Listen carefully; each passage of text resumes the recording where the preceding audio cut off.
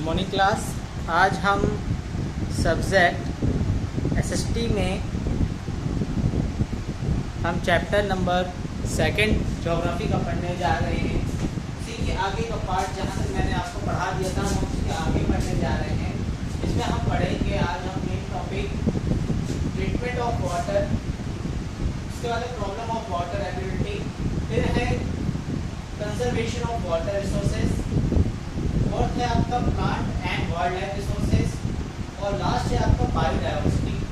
आज हम इन 5 टॉपिक के बारे में पढ़ेंगे और साथ ही साथ कुछ आपके हार्ड वर्ड्स हैं जिसमें इकोसिस्टम हो गया, एटमॉस्फेयर हो गया, मेडिसिनल हो गए, शॉर्टेज, अंडरग्राउंड और वेजिटेशन। ये सारे वर्ड्स हैं आपके जो आपको इंग्लिश और हिंदी में भी फाइंड आउट करनी है कि मीनिंग हिंदी में भी लिखनी है और इंग्लिश में भी इनकी मीनिंग्स लिखनी है।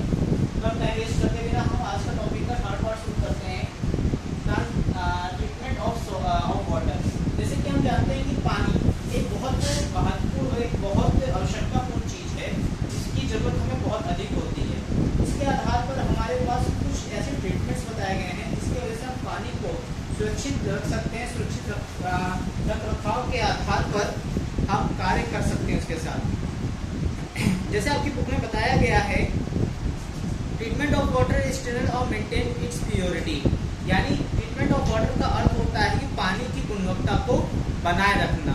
Filtration and sedimentation should be followed by the disinfecting the waters with chlorine. Drinking water can be obtained by the several purification methods such as Zephyr-Omnis methods, UV method, distillation, filter method। जैसे कि हम जानते हैं पानी को 4 प्रकार से पानी को सुरक्षित साफ किया जाता है। एक Zephyr-Omnis मेथड होता है, उसके बाद आता है UV मेथड जिसको ultraviolet radiation bacteria various families, जिसको अल्ट्रा रेडिएशन से साफ किया जाता है पानी को। फिर आता है डिस्टिलेशन करना, यानी पानी को डिस्टिलेट करना। फिर आता है फिल्टर मेथड, जैसे नॉर्मली आप अपने घर में फिल्टर के हिसाब से पानी को यूज करते हैं।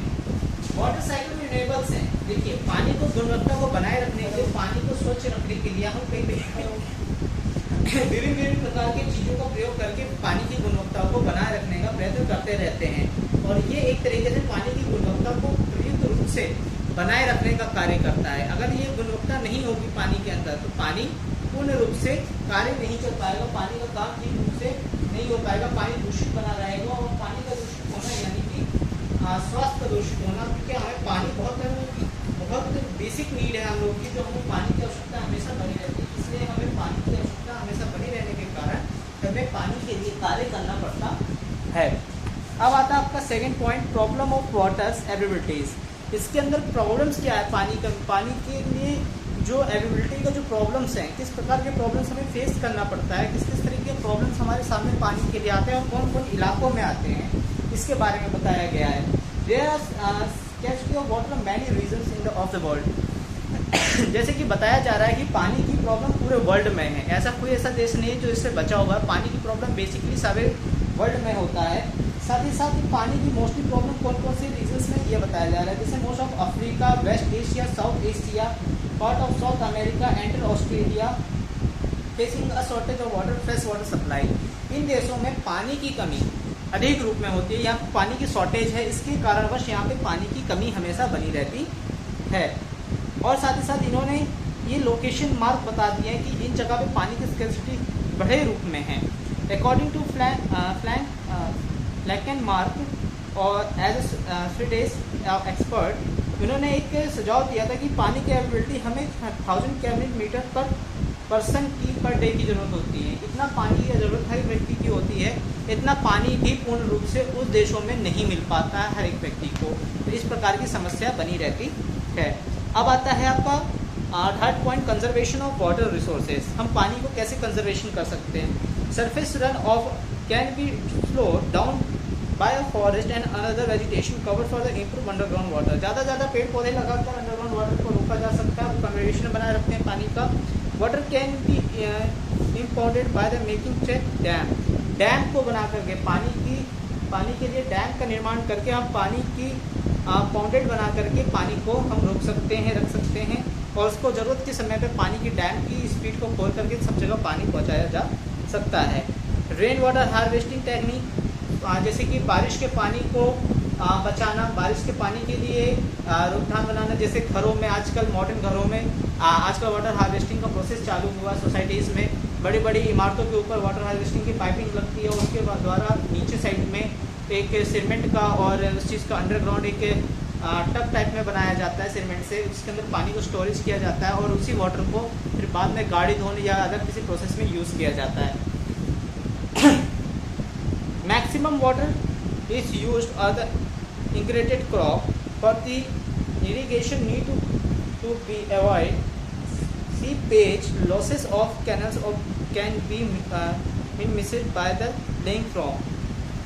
ज़्यादा से ज़्यादा पानी का प्रयोग खेती में होता है, तो खेती में हम कुछ ऐसी तकनीकों का प्रयोग करें जिससे पानी का कम से कम में और अधिक उपजाऊपन में कार्य हो जाए। जैसे कई देश हैं, जैसे इजराइल देश ऐसा है जो कि जहाँ पे पानी की कमी है, तो वो पानी की कमी को दूर करने के लिए वो खेती में कुछ ऐसे आधुनिक कार्य करता है जिससे पानी कम रूप में भी जाता है, ज़्यादा वेस्टेज पानी का नहीं होता है और पूर्ण रूप से उनकी फसल में कार्य भी हो जाता है।